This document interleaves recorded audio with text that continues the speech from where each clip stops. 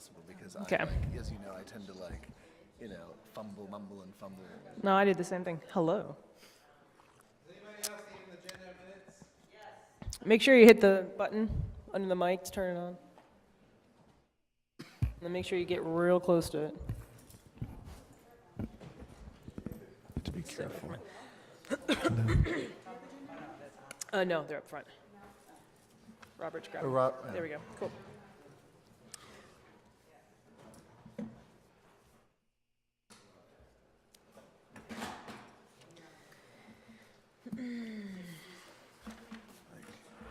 I'll let you lead the Rainbow Key Award discussion. Sweet. Well, you were good. I'm the one that starts hyperventilating. I think we're good.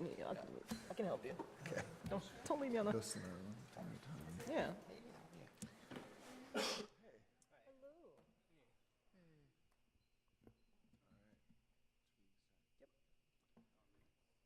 We will call the meeting to order at 7:01 p.m. Pledge of Allegiance. What do you want to ask? Robert. Robert, would you like to lead us in the Pledge of Allegiance?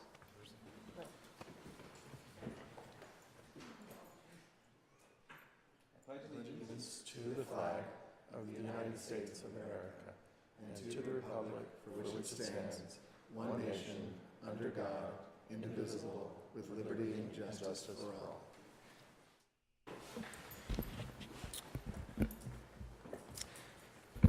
We will now do the roll call. Lauren Costine. Megan Kotanch. Here. John Erickson. Jason Frazier. Here. Robert Gamboa. Present. Lucas John Junkin. Present. Sula Bakari. Here. Samantha Lavin. Here. James Duke Mason. Here. Marquita Thomas. Here. Everyone's here. Okay, item C, approval of agenda. Did everyone get a chance to look over the agenda? Move to approve. I second. And we need to do a roll call of all those. Second was by Robert. Robert. And we have to do a roll call. Are you ready? Mm-hmm. Board Member Costine. Yes. Board Member Erickson. Yes. Board Member Frazier. Yes. Board Member Gamboa. Yes. Board Member Junkin. Yes. Board Member Lavakari. Yes. Board Member Lavin. Yes. Board Member Thomas. Yes. Co-Chair Kotanch. Yes. Co-Chair Mason. Yes. Thank you. Item D, approval of minutes. Did everyone have a chance to review the minutes? Yes. Move to approve. Second. And then now roll call. Ready. Board Member Costine. Yes. Board Member Erickson. Yes. Board Member Frazier. Yes. Board Member Gamboa. Yes. Board Member Junkin. Yes. Board Member Lavakari. Yes. Board Member Lavin. Yes. Board Member Thomas. Yes. Co-Chair Kotanch. Yes. Co-Chair Mason. Yes. Yep. Public comment. I believe we have one public comment. First of all, I will say the Lesbian and Gay Advisory Board values your comments. However, pursuant to the Ralph M. Brown Act, the advisory board cannot take action on items not listed on the posted agenda. Public comment period is 3 minutes per speaker to address the advisory board on agenda items or items of general interest within the advisory board's jurisdiction. Yeah, we actually have two speakers, one now and one on another item. The first will be Nate Clark.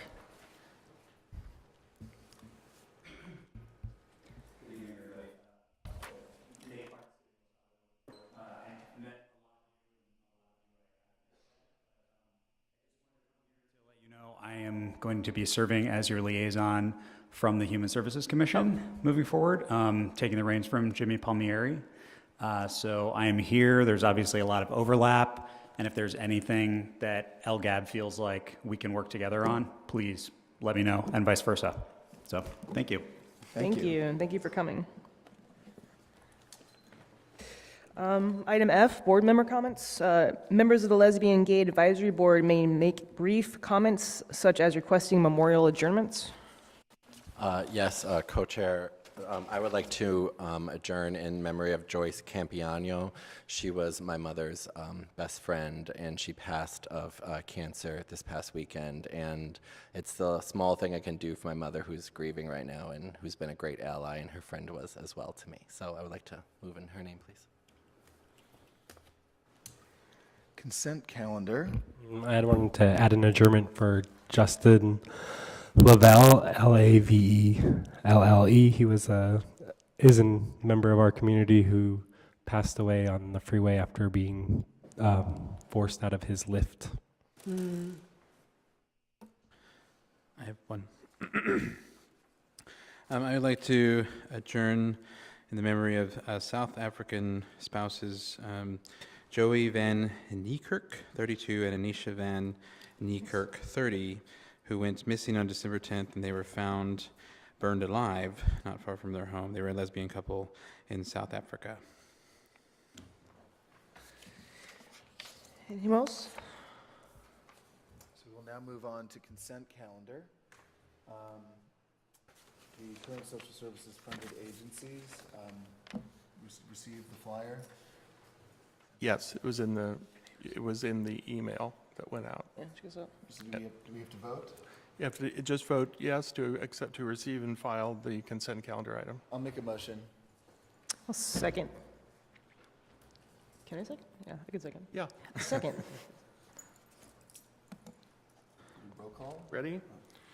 Board Member Costin. Yes. Board Member Erickson. Yes. Board Member Frazier. Yes. Board Member Gamboa. Yes. Board Member Junkin. Yes. Board Member Lavacare. Yes. Board Member Lavin. Yes. Board Member Thomas. Yes. Co-Chair Kotanch. Yes. Co-Chair Mason. Yes. Yes. So item 3, unfinished business, the Rainbow Key Awards. We have one public comment. It is Jack Lawrence. Or Lorenz? Lorenz. Got it the second time. Hi, my name is Jack Lorenz. I'm from the Alliance for Housing and Healing, and I just wanted to reiterate how much Kathy Griffin has done for the LGBT community, and especially for Aid for AIDS, which is a grantee of the city's. Kathy has been showing up for the past 25 years for this event, and this year she had death threats against her, and she still showed up for us. We raised more money this year, $565,000, than we have ever raised before. I know a big reason was because Kathy showed up this year. It was at great personal risk. Not only does she show up, she recruits other celebrities to come join us. She's given hundreds of thousands of dollars to us, as have the folks that she's gotten to join us. So, and she also does a lot of quiet behind the scenes activities. Like we have 4 group homes that are filled with mostly men that from the early days of the plague that just have debilitating conditions that can no longer take care of themselves. We take care of them. Kathy goes and visits them really quietly. Nobody knows about that. We don't send cameras. But I just wanted to reiterate how incredibly important she is to the LGBT community as a whole, and really specifically to West Hollywood and Aid for AIDS and the Best in Drag show. So I just hope that you'll consider that when you think of the Rainbow Key Awards. So thank you. Thank you, Jack. Okay, the Lesbian and Gay Advisory Board will review and discuss nominations for the 2018 Rainbow Key Awards and select 5 honorees to recommend to the City Council. We're going to discuss nominations and make recommendations to the City Council for the 2018 Rainbow Key Awards. So let's talk about this format. What we're going to do is a kind of a round robin to start to reading the nominees, starting with Jason. We'll just move around and go in a circle and go back around until we've reached everybody, after which we can go through and discuss our feelings, and ultimately we're going to probably land on picking 3 of each. Everyone will select 3 that they want to move forward with and kind of go from there. I think the goal is City Council recommended 5. They wanted us to go with 5. We don't have to stick to that. Just keep in mind that for each additional nominee that we do select, it adds about 15 minutes of program time. So if we go with 7, there's another 30 minutes of program time. So it's kind of be cognizant of that as you will and proceed, with your best judgment. Yeah. So do you want to start with Rudy? So we have, we nominated Rudy Akbarian. Rudy is an openly transgender member of the United States Army and should be recognized for his work as a mentor to other trans service members. Leadership in spite of fear and prejudice experienced and deep commitment to volunteerism during his 5 years of service. He has worked with LGBTQ homeless youth at homeless shelters as an employment specialist by helping them navigate through traumas and prepare them for unemployment, and conducted official outreach and statements, press releases with the LGBT Center about the 45th President's ban on trans service members. Rudy serves as a voice that is often not heard in military service and embodies the principles of West Hollywood inclusion and acceptance. And it continues to empower young people at the LGBT Center and beyond to be who they are. Rudy has been featured at the Los Angeles County Board of Supervisors meetings and was nominated as a Veteran of the Year in 2017. All three sections? Okay. I guess we could nominate them. Should we read who nominated? Sure. That was nominated by Supervisor Sheila Kuehl. No, we don't discuss now, we just keep reading. Okay. Keep on him. Marie Cartier. Dr. Marie Cartier is a scholar, A visual performance artist, a queer activist, a poet, a theologian, and has been active in many movements for social change. Dr. Cartier teaches at the University of California, Irvine in Film and Media Studies, is a California State University Northridge in Gender and Women's Studies teacher as well. Her PhD is in religion from Claremont Graduate University in Women's Studies and Religion, with an emphasis on theology, ethics, and culture. Her book, Baby, You Are My Religion, Women, Gay Bars, and Theology Before Stonewall, was published in 2013. She has 3 Masters of Fine Arts degrees in Film Studies and Theater from UCLA and Visual Arts from Claremont. Her thesis project from Claremont, an installation performance project, Morgasm, the Museum of Radical Gender and Sex Matrix, explores female orgasms in museum context and is currently available on the web. She's a widely published poet whose works have appeared in numerous journals and anthologies, and she has also published several plays and poetry. Among these, I'm Your Daughter, Not Your Lover. She currently teaches in gender and women's studies as well as queer studies. Dr. Cartier is a leading activist for multiple lesbian causes and has been active in the community, from being a member of ACT UP Los Angeles, the fight against Prop 8 and marriage equality, as well as advocacy for women and lesbian rights in other ways. She's the founder of the Dandelion Warrior Movement and is active in the West Hollywood community for many years and is one of the leading lesbian activists in Southern California. She has been featured as part of the City of West Hollywood's Lesbian Speaker Series, as well as a number of other programs sponsored by the city. Dr. Cartier was nominated by John Erickson. Next nominee is Shamie Kramer. Shamie Kramer began his activism in the LGBT community in 1982 as founder of Team Los Angeles for the inaugural Gay Games. The Gay Games aimed to shatter negative stereotypes of gay men, combat homophobia, and dignify the gay community. Along with Gay Games founder Tom Waddell and 10 other North American team co-chairs, Shamie was the founding member of the International Gay Olympic Association, the first international governing body for the Gay Games. For the Gay Games' 20th anniversary, Shamie returned to serve as co-chair for Team Los Angeles. He joined the board of Christopher Street West in November 1982 and produced the Festival Games from 1983 to 1995, the first known annual LGBT multi-sport festival in the world as part of the annual Pride celebrations. In addition to his work with Gay Games and LGBT sports leagues, Shamie has been dedicated to advocating for LGBT rights. Shamie served as the volunteer ceremonies chair for the inaugural California AIDS Ride, now known as AIDS Life Cycle. He spent the summer of 2013 in Washington, D.C. as a volunteer advocate, arranging and attending congressional office visits on behalf of the HIV Oregon Policy Equity Act. He also served on the National LGBT Advisory Committee for the Obama Administration White House Office of Public Engagement from 2013 to 2017.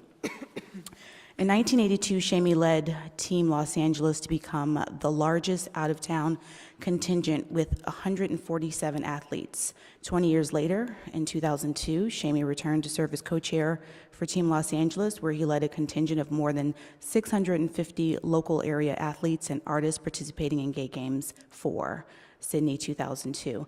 Since its inception, the Gay Games have prioritized inclusivity. In the 1980s, when the AIDS crisis was beginning to seriously impact the gay community, the Gay Games served as an opportunity to provide education and elevate the conversation surrounding AIDS, in addition to highlighting the physical benefits of sport. Shamey's contributions to the Gay Games have helped the organization become one of the world's largest cultural and sporting events promoting equality for all. He has made an invaluable impact on the LGBT community through his volunteer and advocacy efforts. Shamey has done volunteer work for several organizations, serving people living with HIV/AIDS. His work with these organizations, coupled with his advocacy efforts for marriage equality and HIV-positive organ transplants, has led to real, lasting change. Shamey's dedication to LGBT sports, culture, advocacy, and volunteer work are admirable, and he deserves to be recognized for his decades of service to West Hollywood and the greater LGBT community. And Shamey was nominated by John Heilman. Next, we have Wilson Cruz.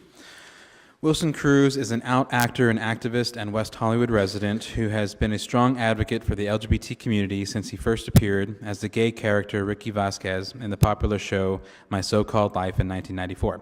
Having been kicked out of his own home when he told his family that he was gay, Cruz's character on the show went through an almost identical storyline, and as a result, Cruz filmed a public service announcement to raise awareness for the issues of homelessness among gay teens. Cruz's acting career has featured many memorable performances over the past 22 years on film and on stage, including numerous positive portrayals of gay characters. Most recently, as part of the first gay couple in Star Trek on the series Star Trek Discovery. Cruz has a long history with the Gay and Lesbian Alliance Against Defamation, having accepted a GLAAD Media Award on behalf of My So-Called Life in 1995, joining the board of directors in 1997, and in 2012 working as a national spokesperson and strategic giving officer for the organization. In 2008, GLAAD honored Cruz with his Visibilidad Award, given to an openly lesbian, gay, bisexual, or transgender media professional who has made significant difference in promoting equality for the LGBT community. Cruz has also contributed to the success of GLAAD Media Awards by participating on a panel of celebrities and industry experts who finalize the award recipients and by hosting the event itself. Cruz's advocacy on behalf of the LGBT community has not been limited to his own work with GLAAD and includes serving on the board of directors for the Gay, Lesbian, and Straight Education Network, GLSEN, and co-chairing their annual Respect Awards, which raise money for the organization. Working at the National Gay and Lesbian Task Force as a field officer, advocating in cities around the United States to expand human rights ordinances to include sexual orientation, being the Grand Marshal at Chicago and West Hollywood Pride events, volunteering for the Los Angeles Gay and Lesbian Center, volunteering his time as host for the Youth Zone, an online community at gay.com for LGBT youth. Recently, in 2017, Wilson was honored by the Point Foundation, an agency that seeks to empower LGBTQ students in achieving their full academic and leadership potential with their Point Courage Award.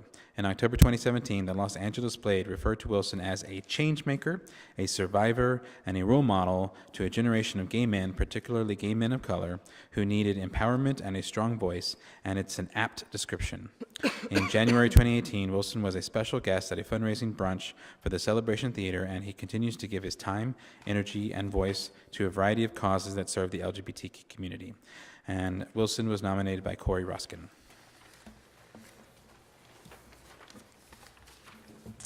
Next is Jason Curie. Jason has been part of the It Gets Better tour since its inception several years ago and travels throughout the U.S. speaking in LGBT youth, high schoolers, college kids, and their teachers. He also teaches music theater to children between the ages of 5 and 13, encouraging tomorrow's generation of performers and leaders. Countless teenagers and people in their early 20s have benefited from the conversations and meetings that Jason leads, and he travels about the country. Many have never encountered a positive role model within the LGBT community. Facebook and Instagram are his primary modes of social interaction, and he's developing quite a following. I'm sure I'm not doing him justice. If you reach out to him, you'll likely learn more about the work he does. He's modest, but for no good reason, and he was nominated by Todd Hunter. The next nominee is Karen Ayers. Karen serves on the executive board of the Hollywood Now chapter and California Now. She is also vice chair of the Women's Advisory Board of the City of West Hollywood and an unabashed supporter of the city's cultural programs. She is the volunteer career and college counselor for the LifeWorks youth program and recently became a court-appointed special advocate for a foster youth. She facilitates career and life skills workshops for the Women in Transition Project based in San Pedro. She was a member of the alternative comedy scene in New York City in the 1980s and 1990s, performing at Surf Reality, Nada, the Comedy Cellar, and the First Amendment Theater. Karen is a clear and present advocate and voice for gay and lesbian members of the West Hollywood community through her activism at various social events, as well as through her work in the community. Karen is an ally to the LGBT community in times when it is needed the most. She is a constant voice for progress and what activism can do to help people make the world a better place. And she was nominated by John Erickson. Chair. Excuse me. The next Rainbow Key nominee is John L. Guile. Hold on one second. Per Mr. Giles' request, he's going to be pulled from nomination for this year just due to a scheduling conflict. Okay, I'll read the next one. Kathy Griffin, nominated by Jack Lorenz. Lorenz, thank you. For over 30 years, Kathy Griffin has been an ally, friend, and fierce advocate for the LGBT community, and specifically in West Hollywood because of her support of Alliance for Housing and Healing and its Best Drag Show event.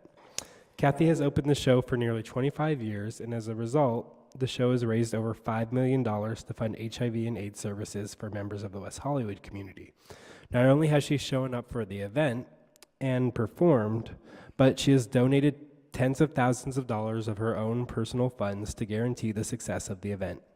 Kathy is also our ambassador to the entertainment community, where she recruits other celebrity judges for the show, and those judges in turn participate and make personal financial commitments to the event. She has never once asked for anything in return, not one single thing. As a direct result of Kathy's support, Alliance is currently able to provide housing and support services to over 2,400 people struggling with poverty, homelessness, and HIV/AIDS.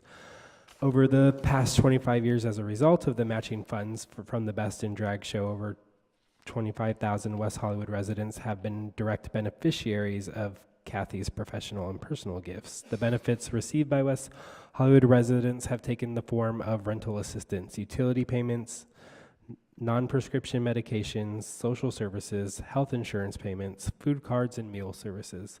Without Kathy's continued support, they would not be able to maintain the level and volume of services they provide.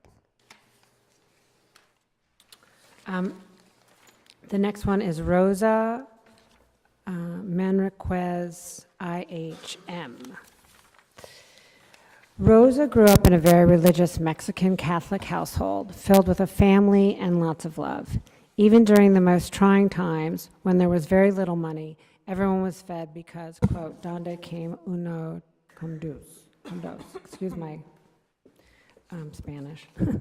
when what feeds one person can feed two.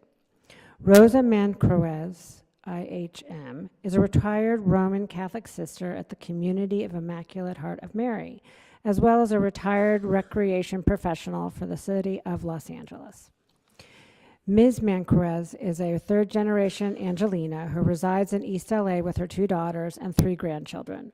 When both of Rosa's daughters told her that they were lesbian, Rosa had decided to dedicate her life to being an advocate ally for the LGBTQ community.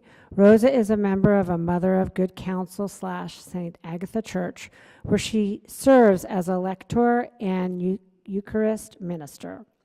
Rosa is involved in a variety of progressive organizations and enterprises, and she has traveled all over Southern California as well as many states to educate the public on the destructive dimensions of homophobia. Rosa is a speaker for Gay and Lesbian Initiating Dialogue for Equality, GLIDE. Rosa is a vice president of the National Board of Call to Action, a Roman Catholic movement seeking to advance the vision of the Second Vatican Council, particularly in the areas of social and economic justice. She also works with the National LGBTQ advocacy group, the Human Rights Campaign, as a trainer and lecturer.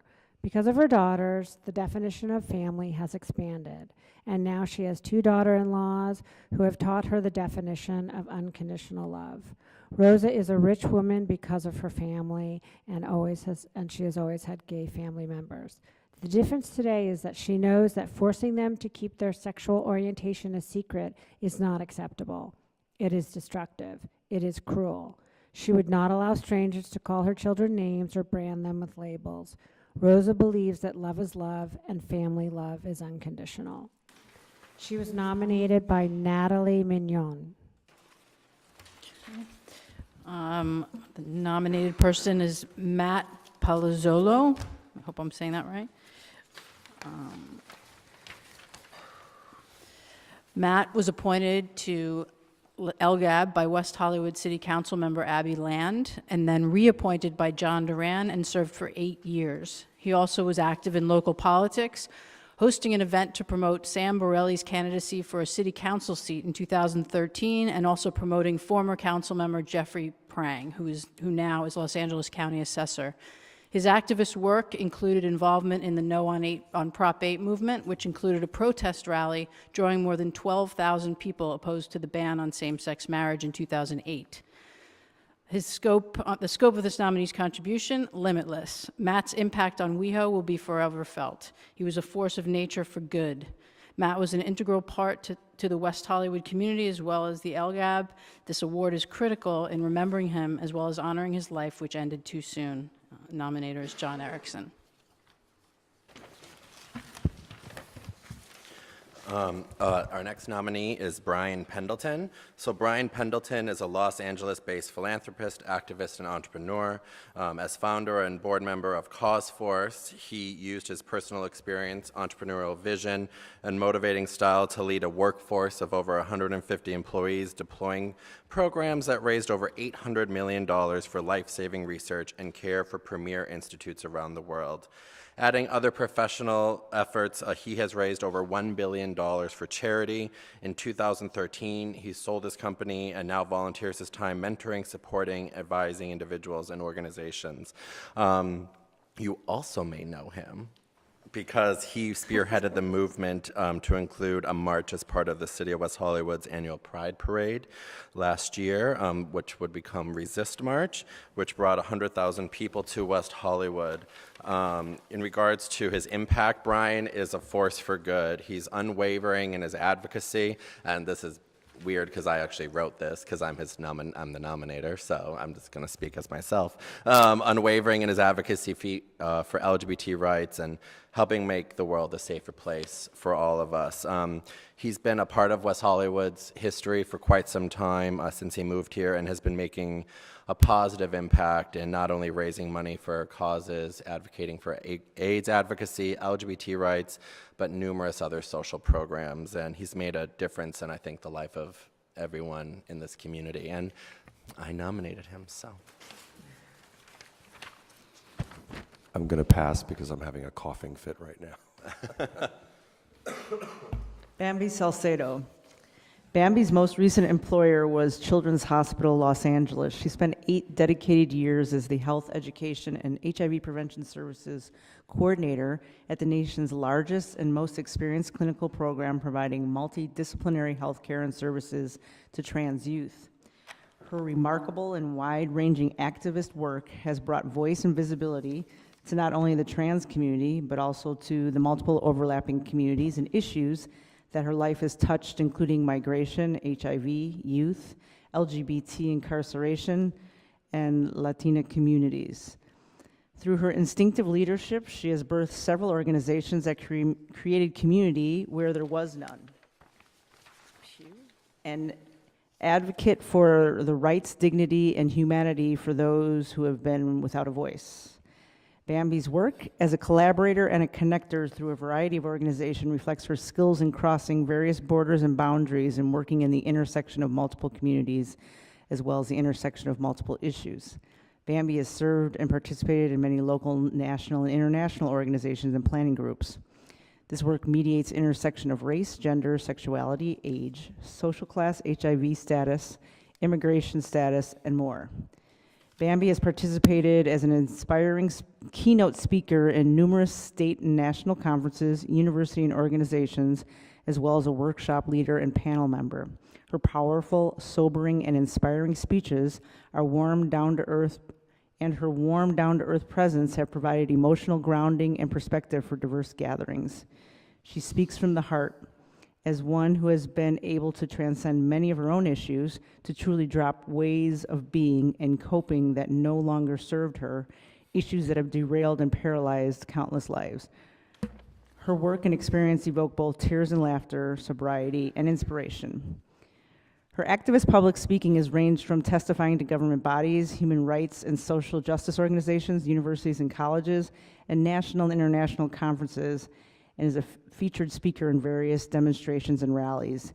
Bambi speaks to diverse audiences on many topics and intersecting issues. She has spoken about transgender-related issues, social justice, healthcare, social services, incarceration, immigration and detention, as well as professional and economic development for trans people.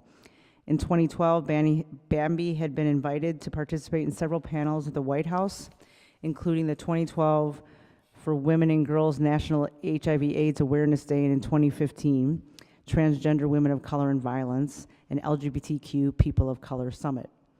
Bambi has also participated as the opening plenary speaker at several conferences, including the 2015 National HIV Prevention Conference, the United States Conference on AIDS in 2009 and 2012. She has participated as a facilitator in the Pan American Health Organization while developing the blueprint on how to provide competent healthcare services for trans people, as well as healthcare for LGBT people and human rights in Latin America and the Caribbean. Bambi has also participated in the People of Color Conference as a plenary speaker and the Civil Liberties and Public Policy for Reproductive Justice Conference, among others. Bambi is one of, if not the leading voices in transgender activism. She is unafraid to speak truth to power and is saving lives every day through her activism. Bambi was nominated by John Erickson. Next nominee is Elizabeth Savage. Elizabeth served the city of West Hollywood, including lesbians, the LGBTQI community at large, particularly the needs of seniors, for 21 years. Now that she is retired, she is eligible to receive this well-earned recognition. I know she loves the LGBTQI community, but also has a soft spot for lesbians and LGBTQI seniors. She has been behind the scenes for years, helping both communities get the help they need with perseverance and patience. She has not asked for any recognition for this, and the person who nominated Elizabeth is Lauren Costine. Next, we have Monica Trasandis. What's that? Trasandes. My apologies. Monica has lived in WeHo for over 25 years and has always been an activist and active member of our community. In addition to her professional impact as former editor of Frontier magazine, contributing writer for countless gay and straight national magazines, and her current position as the director of Spanish language media at GLAAD, she and her partner Valda Lake have been active in all of West Hollywood's Pride events, even throwing their own open Pride party almost every year to encourage people to march. They are also raising their 5-year-old daughter in West Hollywood as out, proud gay parents. Monica was honored as an inspiring Latina by Latina magazine, who summed up her impact beautifully. If a young Latina girl sees a gay female character on a television show, telenovela, or movie, she may have Monica Trasandes to thank for it. As the director of Spanish language media at GLAAD, Uruguayan Trasandes works tirelessly to ensure that those who've been invisible on TV for years, gay, lesbian, bisexual, and transgender Latinos, are finally visible, and to ensure that their stories are no longer ignored. At GLAAD, we firmly believe that when gay and transgender people tell their stories in media, English and Spanish, that helps open hearts and minds, explains Trasandes. Trasandes says it has always been her calling to tell the stories of the voiceless. When she's not busy working as an activist, Trasandes writes plays and novels, including Broken Like This, selected as an Oprah top read in 2012. Monica has trained over 100 community members and leaders nationwide for on-camera and other media work. She's led successful campaigns to call attention to unfair media portrayals and worked successfully with professionals in the United States, Puerto Rico, and Mexico. She worked with top messaging professionals on a groundbreaking study examining best ways to communicate with the Latino community, served as a spokesperson, and done interviews about and debates on outlets including CNN, Noticiero Telemundo, and many others. Often on contentious issues. Monica has had articles published by or about her, always related to the struggle for equality for all in publications including The Guardian, HuffPost, Variety, and Newsweek. And she was nominated by Samantha D. Levin. Thrive Tribe Foundation. A Thrive Tribe Foundation formed in 2012 as a social group in 2012 out of the need for a group of HIV-positive men to have a catalyst to the healing and relief of isolation felt by HIV-positive men. TTF became a nonprofit in 2015 after this social group grew to 1,800 members over the first 18 months. TTF is a volunteer-driven organization with a connection to Care Center that in 2017 helped 450 HIV plus enroll in complex government programs to get the insurance and medical services they need. TTF is one of the only few organizations in California awarded the contract to provide these services. Thrive Tribe also provides social events where one can attend and not feel uncomfortable about their status. We are open to both HIV positive and negative men. The Thrive Tribe bonds of brotherhood have helped hundreds in profound ways. They offer a safe space where people can be themselves without shame or fear, where they can be with their tribe, family, and thrive. By providing the service of helping individuals get through the complex form to get needed insurance, TTF is helping people get healthier and give them the tools to survive and thrive in life while living with HIV. The social aspect of TTF gives the individuals the needed social interactions to live a healthy life. Thrive Tribe's mission is to end the stigma and transmission of HIV through peer-to-peer empowerment, connection to care, and community building. All the members of Thrive Tribe become advocates to spread the word that HIV is not a death sentence and one can live a long, happy, and healthy life. I'm a member, this is not me, but I'm a member of the board of directors of this fabulous organization. They have done so much work for my community. I would love to see TTF get the recognition they deserve for all the work they have done and all the people they have helped. And that's a quote from the nominator, who is Ricky Pugh. Yeah.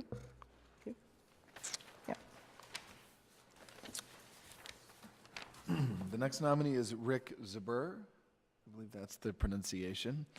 Rick Zuber is a distinguished lawyer with a long history of advocacy for lesbian, gay, bisexual, and transgender and environmental causes. Zuber retired from Latham & Watkins, one of the world's largest and most respected law firms, where he was a senior partner and practiced law for 29 years. A lifelong LGBT trailblazer, Zuber was Latham & Watkins. Latham. Thank you. But we love you anyways. And Watkins' first openly gay attorney and first openly gay partner. He worked in all aspects of the firm's environmental, land, and resource practice, including leading the firm's extensive work before the California Coastal Commission. Zuber was cited as one of Southern California's top 10 environmental attorneys by the Los Angeles Business Journal in its 2009 Who's Who in Law feature. He was also cited as a leading environmental attorney by the Los Angeles Business Journal in 2008 and 2009. He took a leave of absence from his firm in January 1996 to run for Congress in California's 38th Congressional District, where he became the first openly gay non-incumbent to win a contested primary for U.S. Congress. At the time, his campaign was one of the larger congressional campaigns in the country, with approximately 14 staff members and a budget of over $1 million. His experience running for office, combined with his years in practice as a senior partner at Latham & Watkins, and his significant advocacy work have made Zuber well known in both Sacramento and Washington, D.C. Zuber is president and chair of the board of the California League of Conservation Voters, the political action arm of California's environmental community, where he leads the organization and oversees its strategic direction. CLCV is a leading environmental organization that utilizes political strength to protect and improve the environmental quality of California. He formerly served on the board of Lambda Legal and was a founding director and vice president at the Children Affected by AIDS Foundation. A proud co-parent to 3 children with their lesbian co-parents, Zuber grew up in a farming community in the Rio Grande Valley, south of Albuquerque, New Mexico, where his mother, Erlinda Chavez Zuber, and her family have lived for generations. Zuber is a graduate of Yale University and Harvard Law School. Rick has changed the lives of multiple LGBT individuals through his activism, as well as his policy work with passing legislation that improves the lives of gay and lesbian individuals across the state. And he was nominated by John Erickson. I believe that's it. Can I add one very important fact to Rick Zuber's nomination is that he's Executive Director of Equality California. Oh, minor detail. Minor detail. Yes. Okay, so we need to discuss. I'm sure people have a lot of things they want to say, so let's try to keep this poignant. Yes? I think that maybe we could all come to an agreement on one probably right away, and that would probably be Matt Palazzolo. And so perhaps we could do that and then have a conversation about the rest of the numbers. I know we talked, you said 3, but it's traditionally 5, so that would give us 4 other spaces to talk about. But I'm speaking that he's number 1 on my list, but I think that he might be number 1 on everyone's list, so. Sure, so what we're going to do, we're not going to, once we decide, so you know, we're going to do a collective motion and not do separate motions for each one of those. I think that's how they kind of done it in the past, but I'm all aboard on that one. Should we vote on that one nomination first? You can. I'd like to clarify that we do usually have a typical number, but there's no set number. So if we wanted to adopt all of the nominees, that's a possibility. It would just be really long, but great. No. Yeah, so yeah, keep that in mind, just with the program time on average.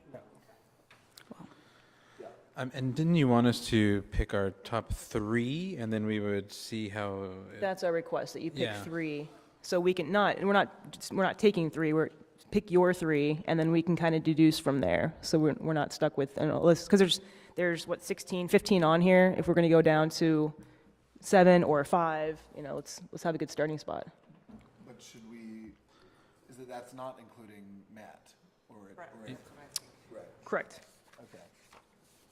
So I mean, I don't mean to speak for the group, but I'm just saying maybe we get one out of the way that we all have an agreement on now, and that gives us more ample time to talk about the other ones. So Sure. I would like to make a motion to have officially nominate to recognize Matt Palazzolo with a posthumous Rainbow Key Award. I'll second that. roll call or? Roll call. Ready? Ready? Board Member Costin. Yes. Board Member Erickson. Yes. Board Member Frazier. Yes. Board Member Gamboa. Yes. Board Member Junkin. Yes. Board Member Lavacari. Yes. Board Member Lavin. Yes. Board Member Thomas. Yes. Co-Chair Kotanch. Yes. And Kind of. Co-Chair Mason. Lucas. Yes. So, Well, I have my other 4, so Move to adjourn. You're good to go. let me know what we're doing. So what's next? Start with Jason and come down? Sure. So Jason, do you want to tell us who you choose for your top 4 then? Is it 4? Yeah, Okay. Because 5 would be Jason, or Matt would be one of the 5, I'm assuming. Wait, is that not how you want to do it? that's fine. Jeff, is that correct? Okay, all right. And they're on your screen, too. That helps. Yes, so my remaining 4 are going to be Kathy Griffin, Brian Pendleton,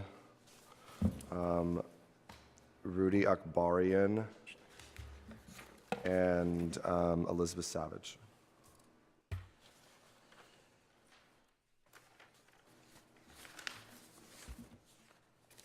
This is Sue, and I'm going to say Rudy, Elizabeth, Bambi, and Rick Zabur. My top 4 are Bambi. Oh, sure, absolutely. Bambi Salcedo, Monica, how do you pronounce Monica's last name again? Tresendis. Thrive Tribe Foundation, and Rick Zibber.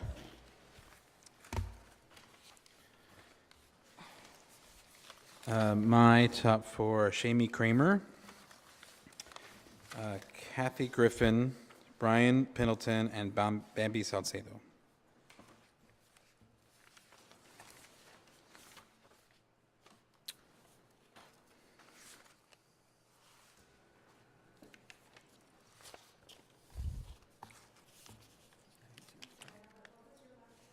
Yeah, let's give Bambi it- Salcedo? They're behind, yeah, yeah.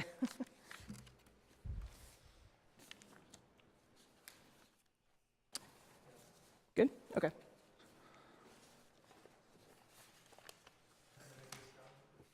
Yep. Want me to go?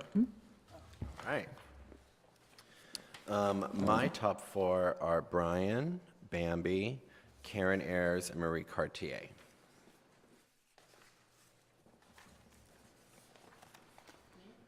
Nope. Okay. My top four would be Rudy, Kathy Griffin, Monica, and Elizabeth.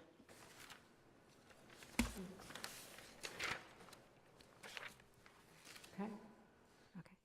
Okay. My top four are Kathy Griffin, Ruby Akbarian, Elizabeth Savage, and Rosa Mancarez. Could you say that one more time? Sure. Kathy Griffin, Ruby Akbarian, Elizabeth Savage, and Rosa Mancarez.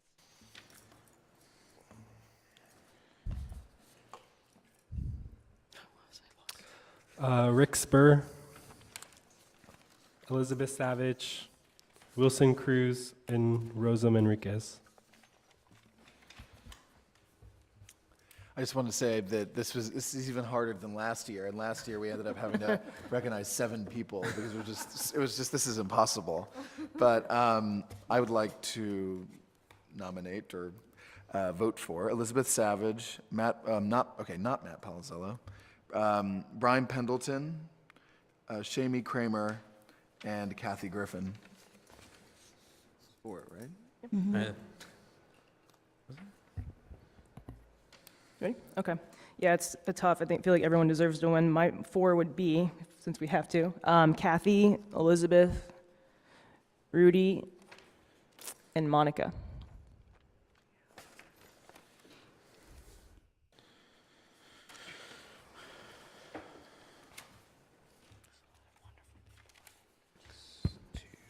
So that leaves. So our top getters so far are Elizabeth, Kathy, Rudy, Brian, and Bambi. So hold on one second. Yeah, Bambi has 4, Brian has 4, Elizabeth has 6, Kathy has 6, and Rudy has 5. So that's 5 people with the highest numbers. What was the who were the total names? Can you read them all back to me? Sure. So my math and staff, I don't know how you were keeping track, if I forgot one. I had 4 for Rudy. You had 4 for Rudy? Yeah. Why don't we? I have 5 for Rudy. I have 5 Okay. and 7 for Elizabeth. And 7 for, I'm so sorry, Elizabeth Savage, if you're watching. You So that would, so. you know what? Why don't we? Would you mind if we just have Jeff read off the amounts just so we were clear in the first time? If you'll, and double check to see if this is the same thing you heard. So wait, can we just go in this order? How many names were nominated or chosen? How many votes did they get? And what are the names? All but 3 received at least 1 vote. So considering 15, you had 12 people who received at least 1 vote. Thank you. Do you want them in terms of vote count or? Yes. That would be great. Okay. Or just read down the 12. Either. Yeah, whatever's All right. easier. So Rudy Akbarian was 5, Marie Cartier was 1, Shamie Kramer was 2, Wilson Cruz was 1. Can you go a little slower? Yeah, As we So all will Rudy write this was down 5. now. If you look at your screen, great when it's not me. Gotcha. So Wilson Cruz was 1, Karen Ayers was 1, Kathy Griffin 6, Rosa Manriquez 2, Brian Pendleton 4, Bambi Salcedo, 4. Elizabeth Savage, 7. Thrive Tribe Foundation, 1. Monica Trasandes, 3. Rick Zabur, 3. That's what I had. Great job. Rudy was 5, right? Elizabeth, Kathy. If you could, just, if you could read the who the 5 top vote-getters were. That would be Elizabeth Savage, Kathy Griffin, Rudy Akbarian, and then you had 2, Brian Pendleton and Bambi Salcedo, who both received 4 votes, which would be in the 4th most frequently mentioned name. So the top person was Elizabeth with 7, Kathy with 6, Rudy with 5, and Brian and Bambi both got 4. So they are tied for 4th place. Not in like actual numerical order because they're all amazing, but in the terms of this aspect, that's where they are. And I would be totally fine with that slate, including Bambi and Brian. Can I play devil's advocate? Sure. And no disrespect to all the amazing work Kathy has done, but she is living internationally right now, if I remember, or she's maybe back and forth, but having worked for the city for a number of years and having to obtain very A-list level talent for certain events, it's oftentimes very hard. Now this is an award, so it might be different, and we are West Hollywood, and it has a very significant gravitas behind it, but I do want to caution giving an award to a celebrity whose causes and everything that she's done is amazing. I don't think anyone's taking away from that, but I would hate not to give it to somebody that could come. I'm just worried that we honor them, they don't come, and then we don't take comment. Like My issue is less about one's ability to be present and more about working in the nonprofit world. We need celebrities. We need them to bring their influence, to bring their dollars, to get people excited about events. But I think when you put someone who leverages their celebrity against people who have pounded the pavement, who have spoken at the White House, who have influenced legislature, I think that it's problematic to give an award to someone, I mean, whose name is interchangeable with 100 other celebrities. I mean, Beyonce, Rihanna, so forth and so on. And some of these people in this stack have, I mean, really done some very influential work. I mean, Rick Zabur, this bio is only half the work that he's done. He helped affect legislature last year because a lot of people don't know that gay men were put on the sexual, what is it called, the sex predators list or whatever. HIV decriminalization. HIV criminalization, that's the work that Rick Zabur has done. He's given men their lives back from being on that list just because they were gay. They were put on that list in the 70s.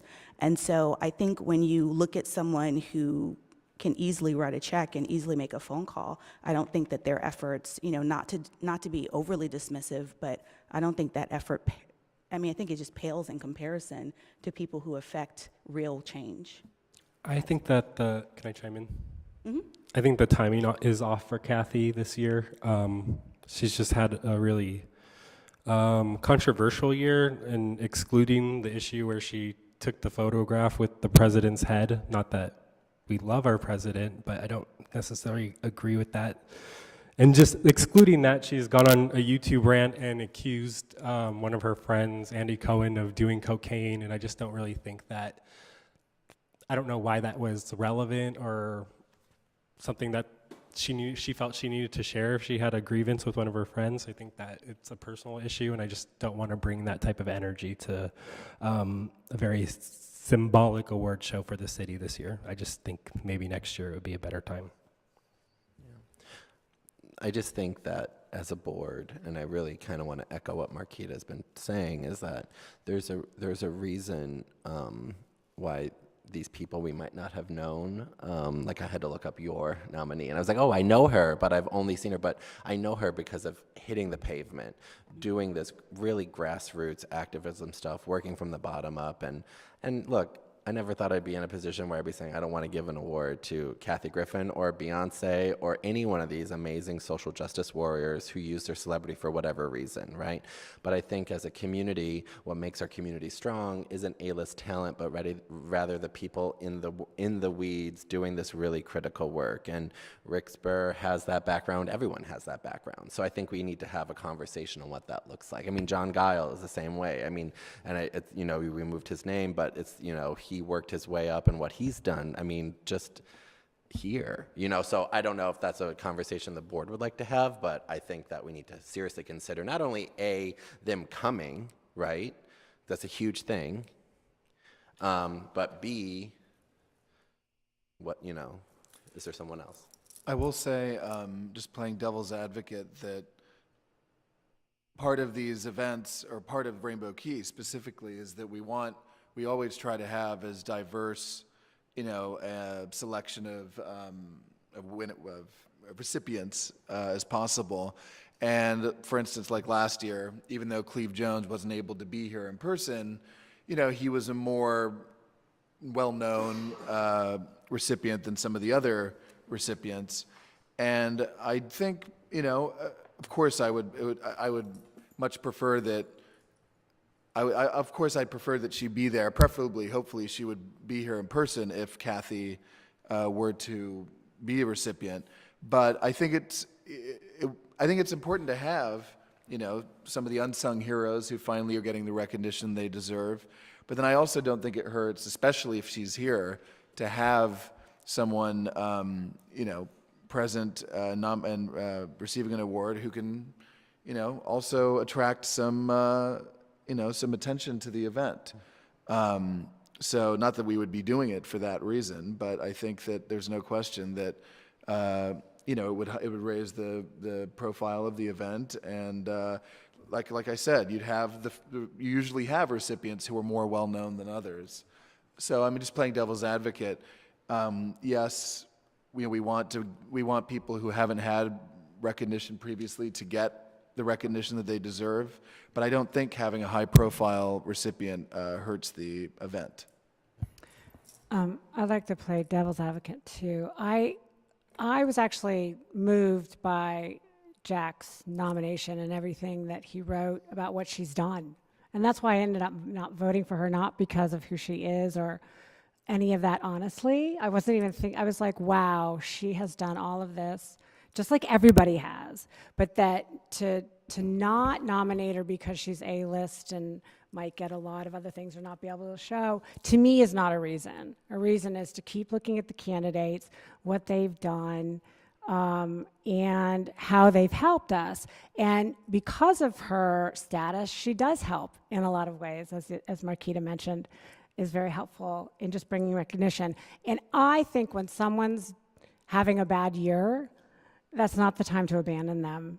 I mean, in my opinion, it's the time to say, we're still supporting you, even though maybe you're, you know, having a bad year or making some poor judgments. So There's a difference between a bad year and bad behavior, you know? Yeah, I understand. I'm just So, worried. I mean, I know, you're yeah. worried she won't be able to. No, I mean, not even that, but I think Duke articulated my point best, which I'm about to say. The event's about her then, and it's not about the four other nominees. And although we want people to come, you know, the event isn't just about one singular entity, right? And I think that we need to take that into consideration, that not having her or having her, she's just as equal as everyone else we are honoring that day. And I'm worried that if we do invite and honor her, which I would, you know, support if that is the motion of the board to go forward, I you know, will go there. But I just think we need to think critically, because if staff comes back to us and says she's not coming, then we have an empty space that we could have utilized to honor one of these other amazing individuals. One thing I'll say that's West Hollywood specific was last year I went to a fundraiser for the AIDS monument or memorial that's being built in West Hollywood Park. And Kathy was present and actually gave, I believe it was a $25,000 contribution towards the monument. So not only has she been supportive of our community, nationally and on a larger level, but even locally, she's been supportive. And so, I mean, again, I'm just playing devil's advocate. I didn't nominate her. I'm just saying that I think we should try to think about both sides of the equation.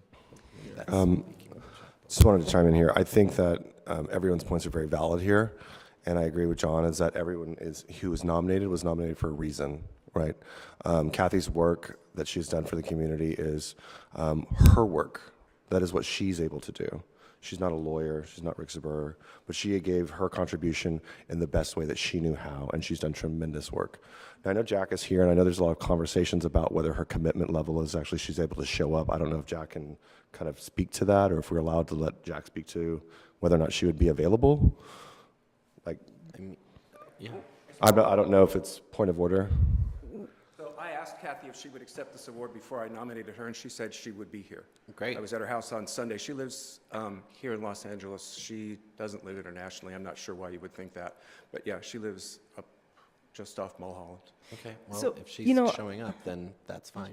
I don't agree with not nominating someone because we're not sure they're going to come.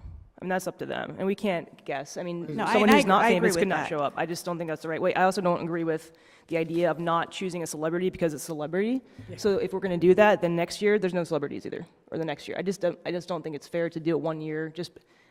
Make it a rule, and it's the rule. It's not the rule right now. It should just be based on the body of work, and she's done a lifetime of I work. agree. No one's discrediting that. No and one, I no think one's discrediting that at all. No one is discrediting that. My main comment is that, and we seem to have a commitment there from our friend in the audience, as well as anyone else, that if she's going to come, then she comes and everything's fine and dandy. It's that level of come and accept, because when you give us, because here's the backlash, you give a celebrity an award, and the people that aren't celebrities feel like you're giving a celebrity award, and what is the good, and we all know what those conversations look like, right?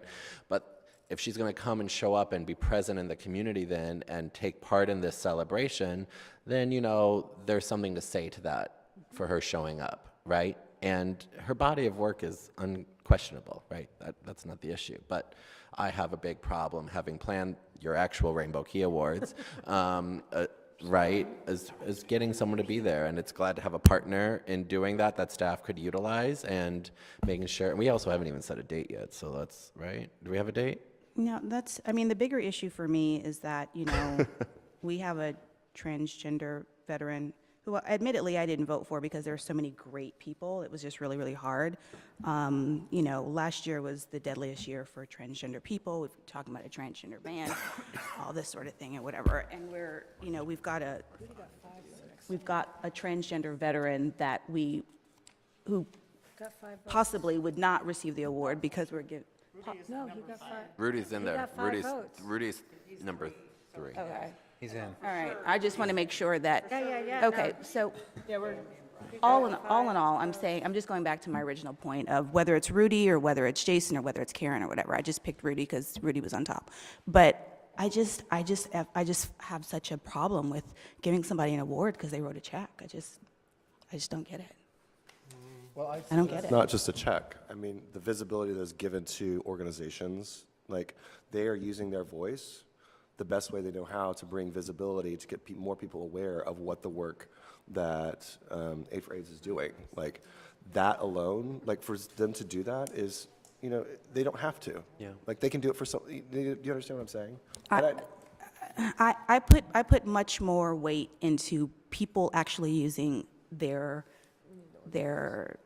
resources and their time. That's my whole thing. Like somebody who is working with homeless youth or mentoring and all that sort of thing. I mean, like I think to me it still just boils down to writing a check. But I think I outvoted, so it's fine. I did not vote for her, but I'm just trying to share what I think is actually written here, and we're taking this as fact for everybody, is that it said that or maybe Jack actually said this, so again, we're taking it as fact, is that Kathy goes to people's homes and does like visits, so there's a lot of volunteers, other people who do similar types of work, like Rosa does Eucharistic ministry. Kathy, I think Jack said, or it's in here, that she goes to visit HIV/AIDS patients in their homes. That's not money. And I did not vote for her, but I just wanted to clarify that. And I also wanted to clarify that she didn't, in my opinion, and based on everything I've read, she didn't hold up ahead of a specific person. So I just want to clarify that. There was implication of that, and we're all interpreting that, so I wanted to correct that if you agree that it's a correction. And then someone brought up bad behavior, and I have no idea if anyone else has done anything else that we think that Kathy's done. I don't know if any of these other people have done anything similar or not. Just Let me know, tell you so- about Elizabeth. So I'm just. All right. No, I'm joking. So I think we should characterize her as Jason said, is what she's able to give in her skill set. They're all very different, and it is a tough year because these are It's a such very tough amazing year. people. Again, I'm outvoted, so I don't think that we need to talk about it anymore. I just wanted to be a matter of record. we that have I'm a a little bit tie. Hold on, disappointed. What do just we do with so the that- Let's level tie? set real quick. She got 6 votes. She got 60% of us. Bambi and So Brian. That's what outvoted means. what's that? I said Okay. I'm outvoted. Thank you So- for understanding words. We- Call to order. We're losing. I think we voted on our top choices. Do we want to now revote or I mean I don't know. No, I No. don't think that's necessary. No. No. So we have No. 6 people with, that's this. So if we want to do 6, then that includes Brian and Bambi tied with That 4 includes votes. the tie.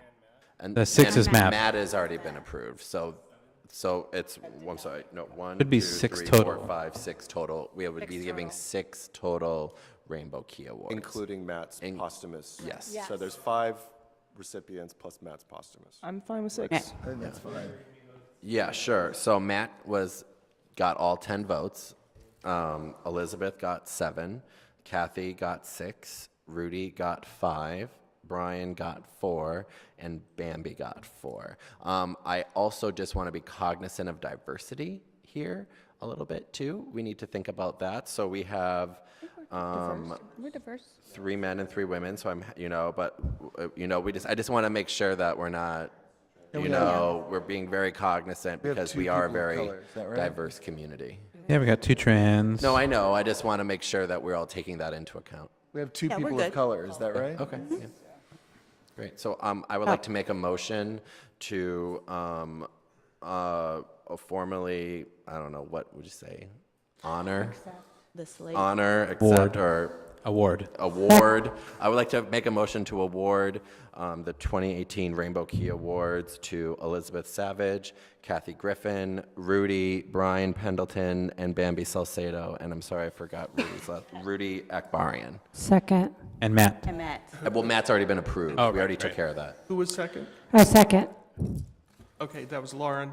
And the motion would be to recommend to city council. Yes, whatever, Right, yeah. Right. And then we do roll call. I thought we don't recommend to city council. We were approved to just pass our own thing. We weren't. There was one member of council who spoke up about why do they have to come to us. The rest of the council didn't say anything, so the procedure stays the same way it I is. thought it was communicated to us differently though, that we wouldn't have to. Not that I know of. Okay. That's I think so. Was anybody else in the room? I remember that too, but we'd have to go back through the minutes. I think it was. It doesn't bother me either way. Yeah. Okay. The Etheridge Award definitely is something that the board decides, and it doesn't go any further than that. Okay. So can we just, So we vote? Okay, we vote now. I mean, we approve. Okay, on the motion, Yeah. ready? Board Member Costin, Yes. Board Member Erickson, yes. Board Member Frazier, Yes. Board Member Gamboa, Yes. Board Member Junkin, Yes. Board Member Lavacare, Yes. Board Member Lavin, Yes. Board Member Thomas, Yes. Co-Chair Kotanch, Yes. Co-Chair Mason. I have your pen. So And the next, agenda. unfinished business is the Dyke March Subcommittee. The Lesbian and Gay Advisory Board will discuss potential dates for the Dyke March Subcommittee to meet with staff to begin planning the 2018 event. So we need to discuss dates here. Recommendation, discuss and select possible dates. So just as a reminder, who of us is on the subcommittee? Okay. So Those of you who'd like to, It can't be 6 unless it's a noticed, In the minuted, minutes. it Brown was. acted meeting. It's all the women, I thought. Let's look at the minutes from last time. I think it 'cause was in the minutes. It's in the minutes. No. It's in the minutes. This is for the Dyke March. You weren't present the last meeting. So, It's there. who wasn't there? 1, 2, 3, 4, 5. It's here. So it's Lauren, Megan, Sue, Samantha, and Marquita. Here, here. 5. Oh, here we go, here we go. Yeah. Right here. Yep. So we're just picking a date.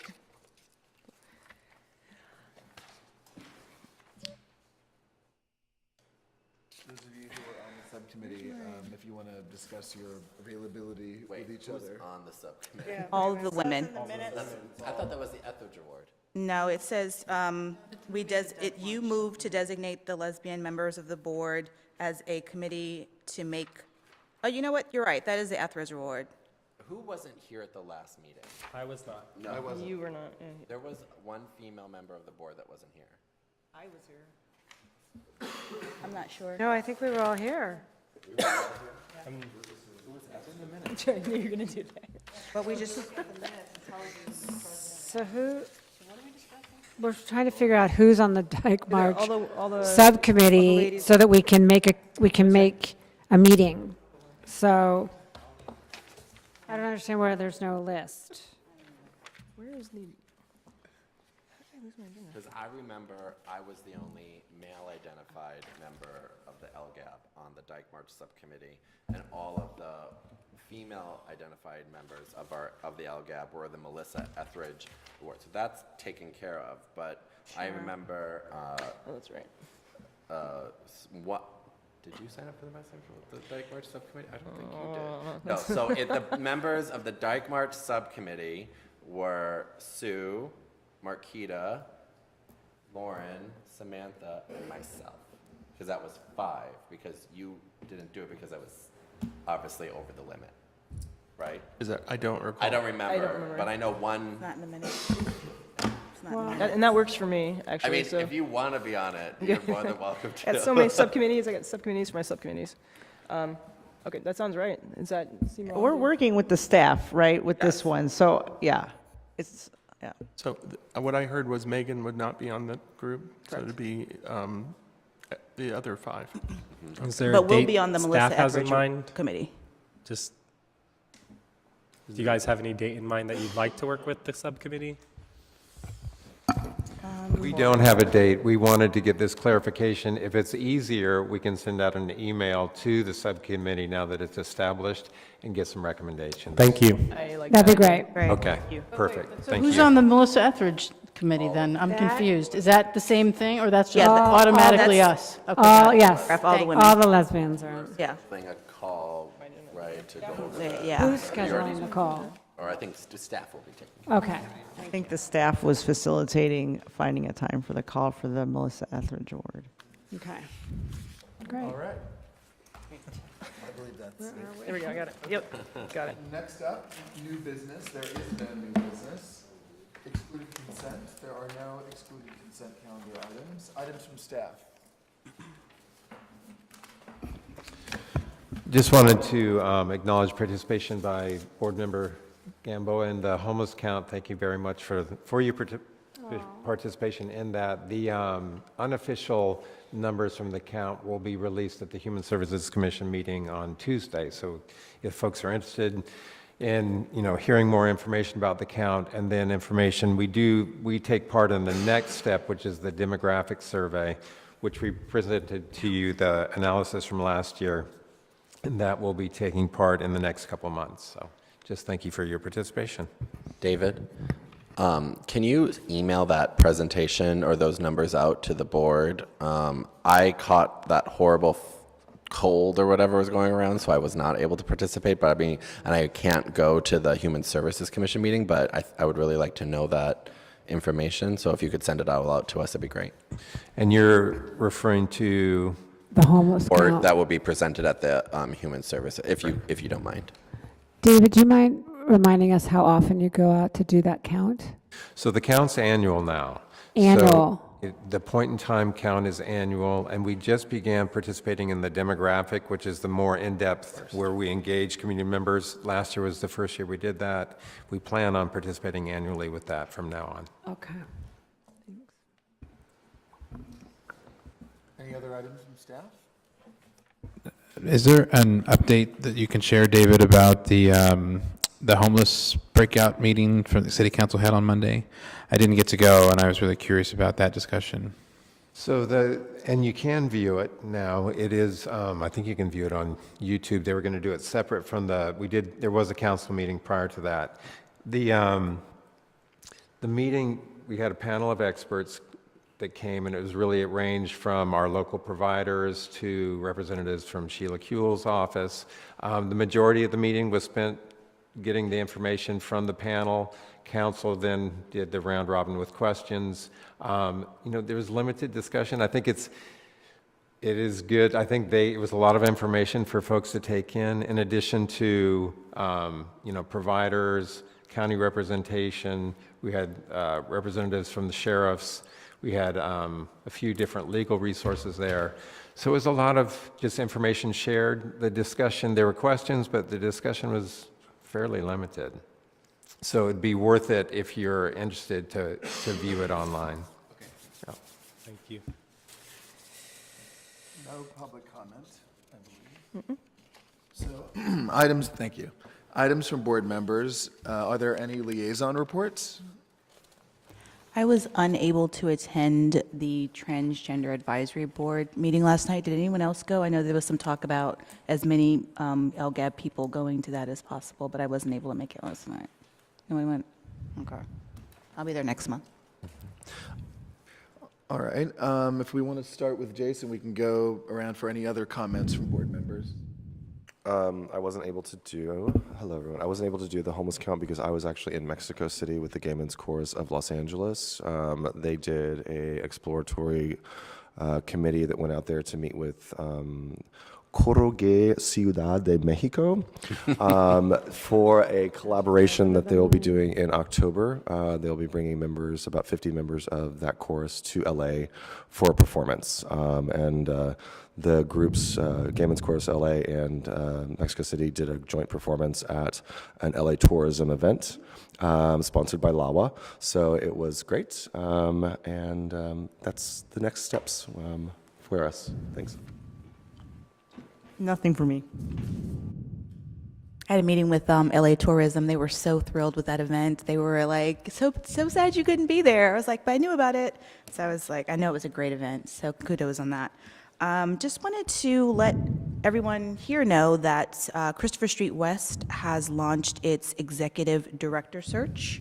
So if anyone knows of anyone who might be interested in being the first executive director of CSW, I can get you the description and the whole package for that. So we're very excited about that.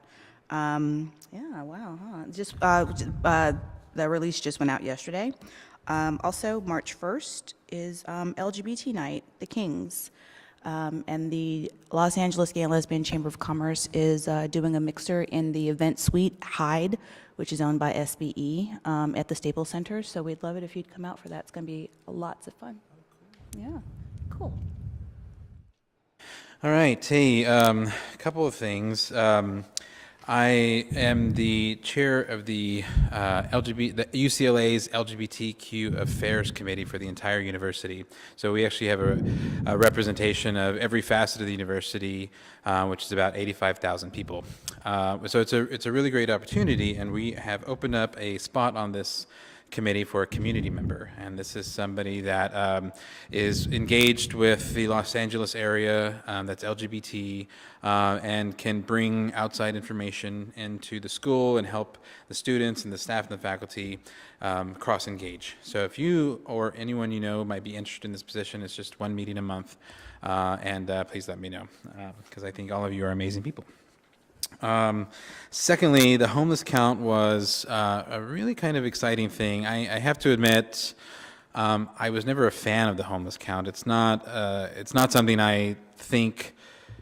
I mean, I hate to look at people like they're people in cages, and I hate to just, I didn't have a lot of respect for this count before I did it. And then I got to do it with David.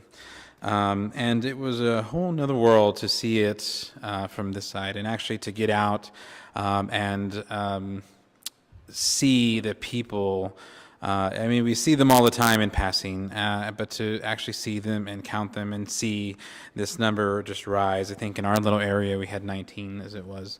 And, you know, I pass this intersection every single day and I think, wow, there's 19 people, homeless people tonight in West Hollywood in this little area. And so, you know, we have obviously on our plate is homelessness and LGBT youth specifically. So I really want to encourage you to plan for it next year. I know some of you couldn't do it this year, but it was an eye-opening experience for me. And it's changed my opinion about the count and what it means to us. And especially with the work I'm doing, with the work we're doing here and the work I'm doing at UCLA. So thank you for that, David. I also wanted to share about Matt Palazzolo's memorial event last Saturday? It seems like ages ago. I want to thank the city of West Hollywood for opening up their doors, or opening up the park, I guess, and holding this special space for Matt. A lot of people came together in planning this event, including Jeff Consoletti, who's done a lot of work with LA Pride. He and his company donated a lot of the staging and equipment that we used, which it would have been a very expensive event otherwise. And so I'm really grateful for that. Matt's father and his brother came down, and I got to speak with him personally about how they're dealing and coping with Matt's sudden passing. And they seem to be holding up pretty well. You know, Matt's mother died about 4 years ago, 4 years ago. So it's just reopening all those wounds for them. But it was so nice to see hundreds of people gathered in West Hollywood Park in that sanctuary of our LGBT activism and everything that we do there in West Hollywood, where Matt really came to rise as a shining star at such a young age. And there's a very prominent video of him holding a megaphone, you know, and galvanizing the community, and that's where he started to become known, and then eventually became appointed to this board. Gosh, I think it was almost 10 years ago. So it was a pretty special space, and I know some of us were there. I think John, Megan, James, Marquita. And it was nice. I tried to represent our board as best I could. So I hope I did Matt justice, but he will definitely be missed. And I think that's it. Thanks. Yeah, I thought the event was just amazing, and if you didn't get a chance to be there, there are some fantastic videos that they produced online that's just really, I don't know if showcase who he was, but I can't find a better way to say it. It's just, it's really just moving if you get a chance to look at them, and, you know, great speech, Robert. So I feel like you're always representing this board well. If there's a volunteer event, you go. If there's a way to give back, you do. And I think you definitely are an example and a role model for me in a lot of different ways. I also want to thank staff for setting up this event tonight. I know it's extra work for you, so we appreciate it. I know there's it was a lot more work than we know about that you did. So we thank you for that. Yeah, that's it. I wasn't present. I was really upset that I couldn't be present at the last LGAB meeting, which took place, I believe, the day that we learned about Matt's passing. So I just wanted to say, obviously, you know, just how devastating the news was. And I will say, though, that the memorial event on Saturday was, I mean, of course I expected it to be emotional, but it was unexpectedly emotional to the extent to which it was emotional for me. It was just a very, it was a difficult event, but at the same time, it definitely was an uplifting, positive, you know, vibe and energy there. And you did a great job, Robert. You really did. And you spoke, you know, very articulately about him, and it was a great event.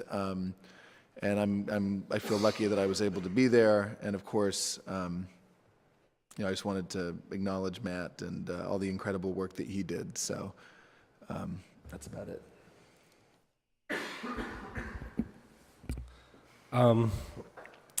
Definitely sad about Matt. I haven't been able to say anything to you guys as a group, but I hope that each of us not only remembers him, but sort of channels his spirit and lives a little extra for Matt. That's all I have to say. Thanks. I wanted to actually just bring attention to a symposium that went on in Palm Springs a couple weekends ago called Finding Freedom. It's an LGBTQ addiction symposium. I know it doesn't happen here, but Pride Center was there. That's a new West Hollywood addiction treatment center here. It's specifically only for LGBTQ folks. And it's put on by Michael's House, which has been one of the leading treatment centers for having an affirmative program. And it's sponsored by Foundations Network. But really and why I'm so moved to talk about it, I've been involved with it as well since its beginning, is it's such a labor of love, and it's national and it's international and it's all these different treatment centers that a lot of them come, they don't know how to work with our population at all.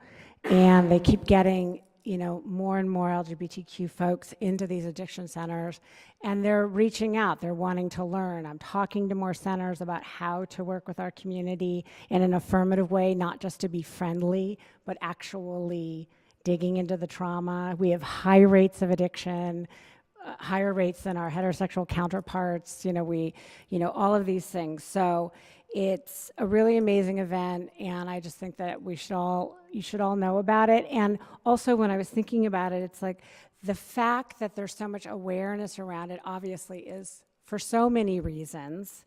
But it's also for all the work that each of us do here and all the work of all the nominees that we just heard about tonight. Like, these kind of conferences and these kind of, treatment centers wouldn't even be asking the questions or curious or looking to go out and, they'd still be treating our community the same way that they treat the heterosexual community. Instead, they're saying, can I learn how to do this properly and well? And it's just really moving, and I wanted to share that with you all. So, Can I jump back in really quick? Yeah. Sorry.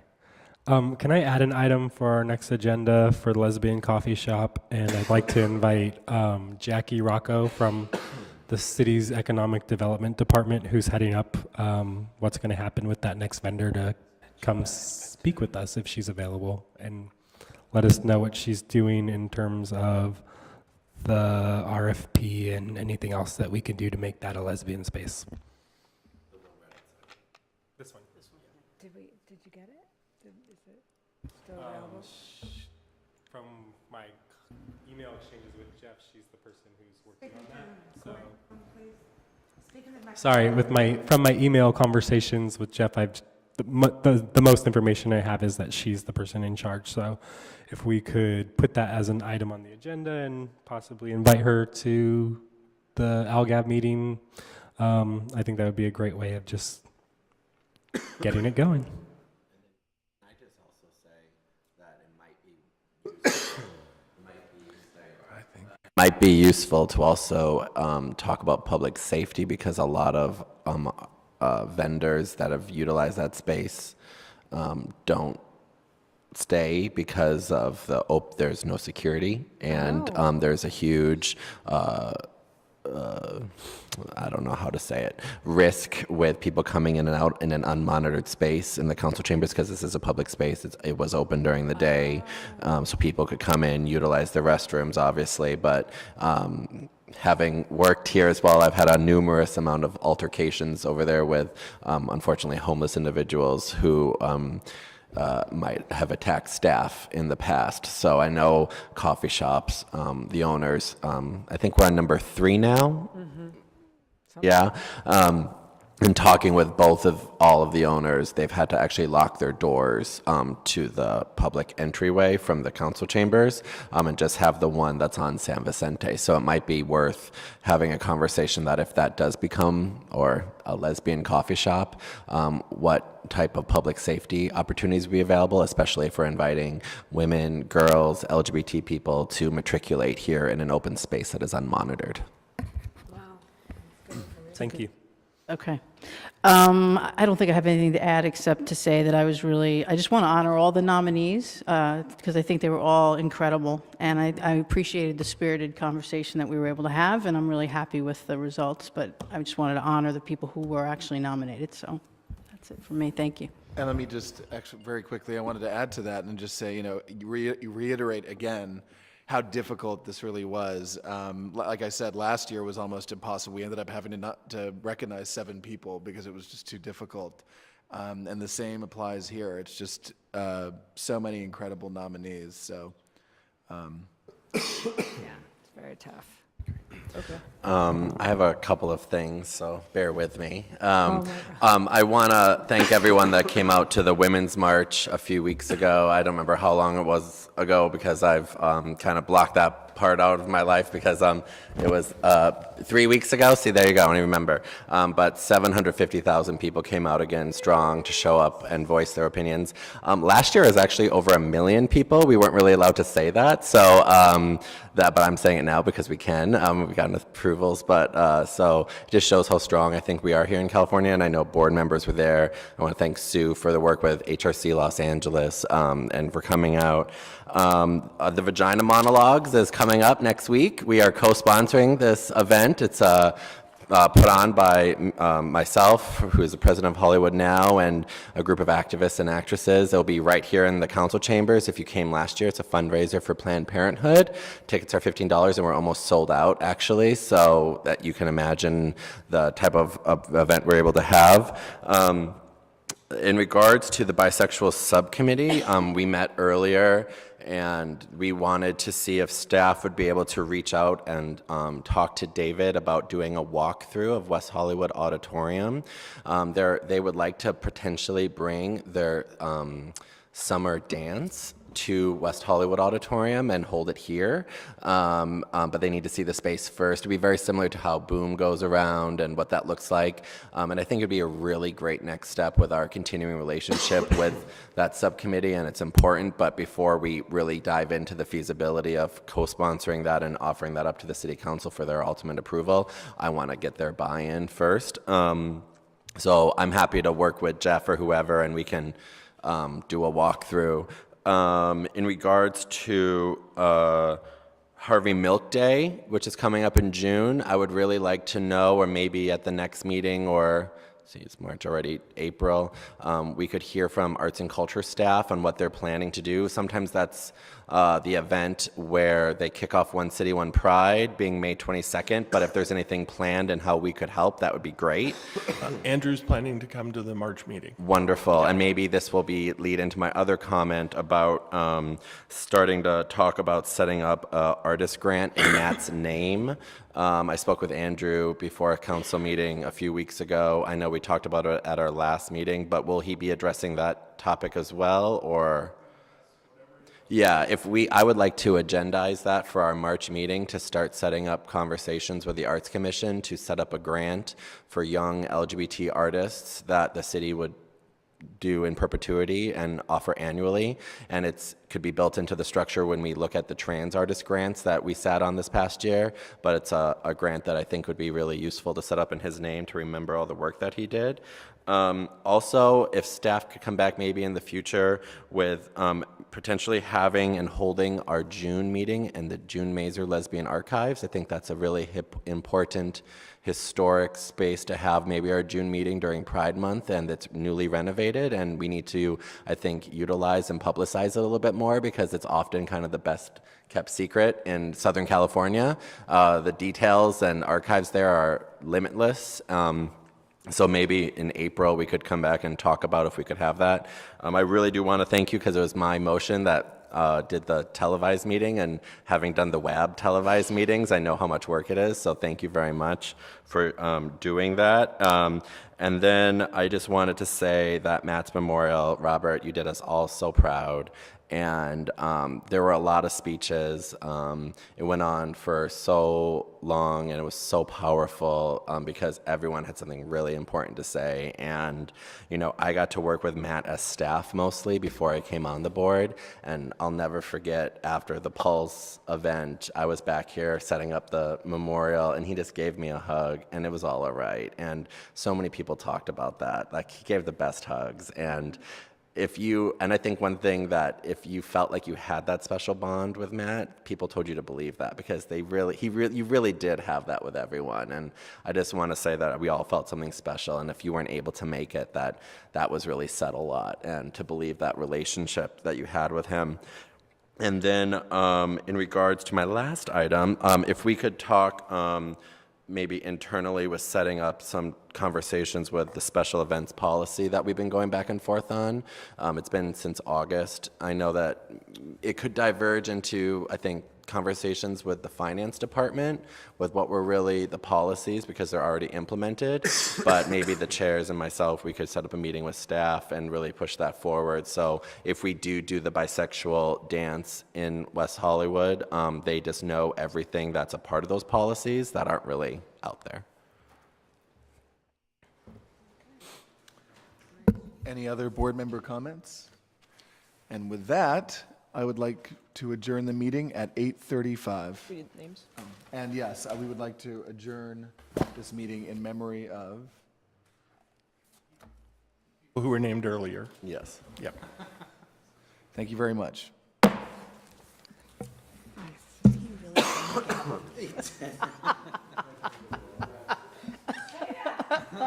I'm not mad at that, actually. I like it. I like it.